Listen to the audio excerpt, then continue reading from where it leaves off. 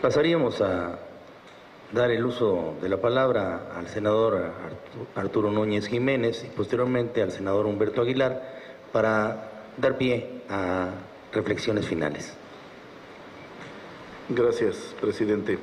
Bueno, yo también me sumo al beneplácito por tener hoy dos espléndidas exposiciones y particularmente me da mucho gusto escuchar a dos adalides de la libertad de expresión venir a decir con toda valentía que la reforma constitucional y legal 2007-2008 no violentó en ningún momento la libertad de expresión.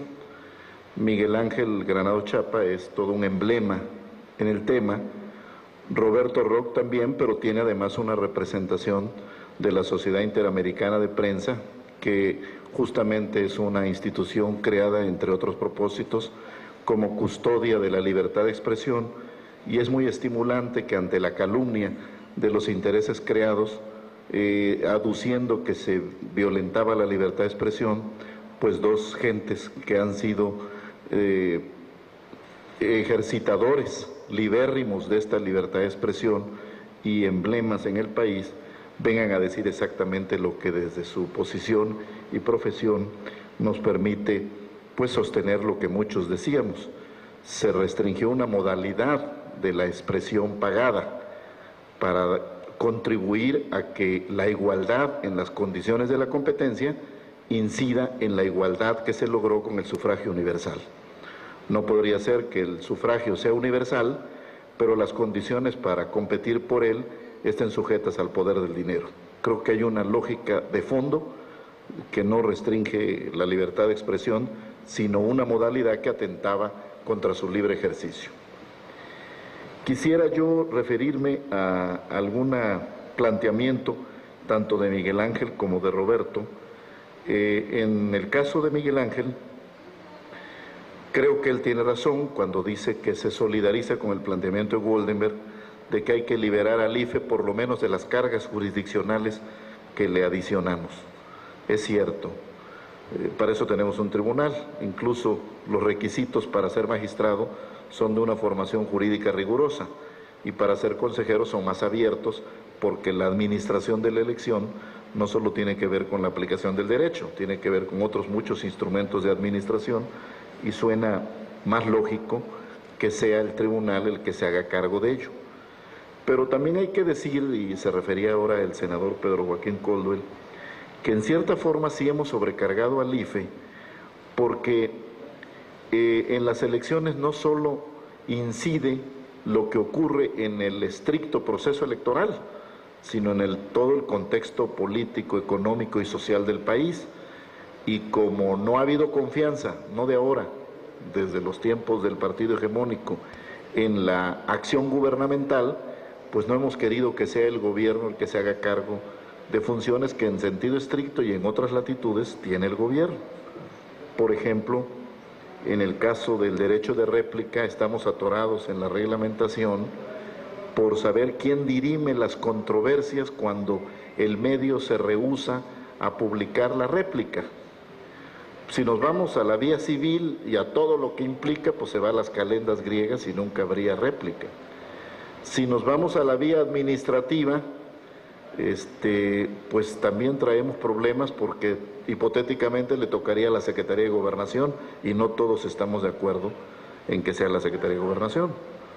Entonces, por lo menos, por lo pronto, al IFE, aunque la lógica trasciende lo electoral, evidentemente, y está requiriendo de una reglamentación. Y lo mismo podríamos decir sobre la legislación sustantiva en materia de medios de comunicación.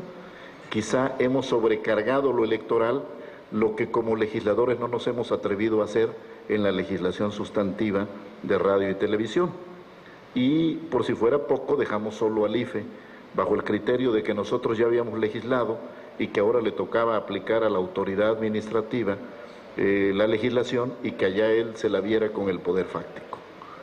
De tal modo que en este contexto yo creo que necesitamos atacar otras muchas áreas, no solo que se expresan en lo electoral, sino en otros muchos ámbitos de la vida nacional. Y en este punto coincido plenamente con el senador Monreal de que tenemos un pendiente, hay un compromiso asumido por legisladores del PRI y del PAN, de revisar el sistema de nulidades. En la reforma se suprimió la posibilidad de que el tribunal creara causales de nulidad porque se controvertió mucho sobre la llamada nulidad abstracta.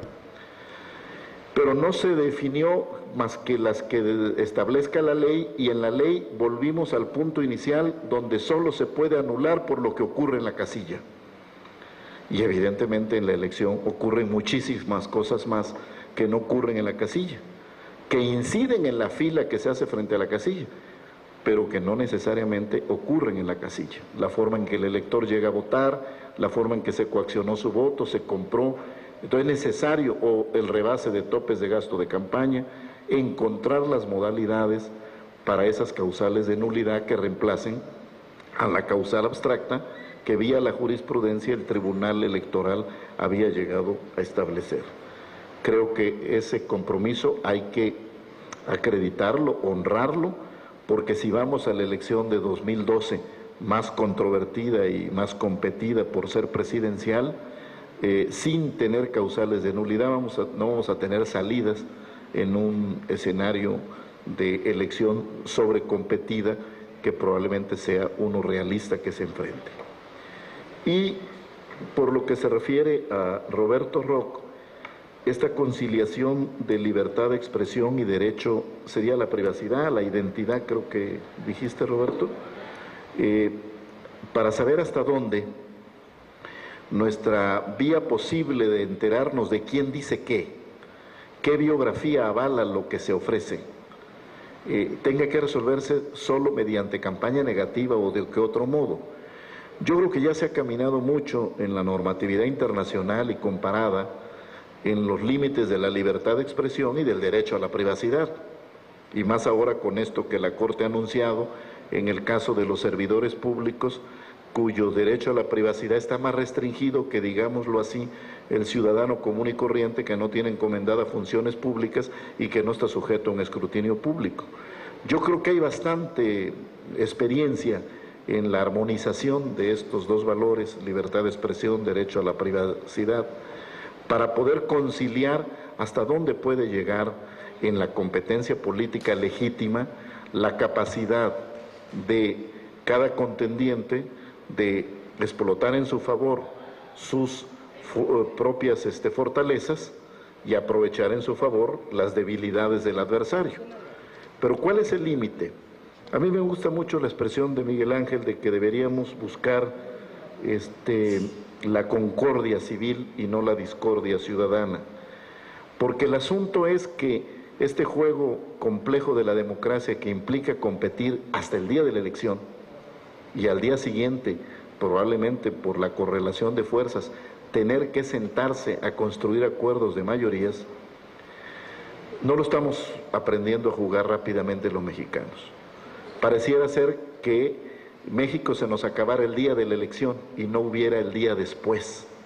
Y la cantidad de agravios, sobre todo cuando se baja en el nivel electoral nacional al subnacional, a nivel de entidad federativa, las campañas negras son denigrantes, son infames, porque no solo involucran al candidato, a sus familias, al punto que al día siguiente no se pueden sentar los actores.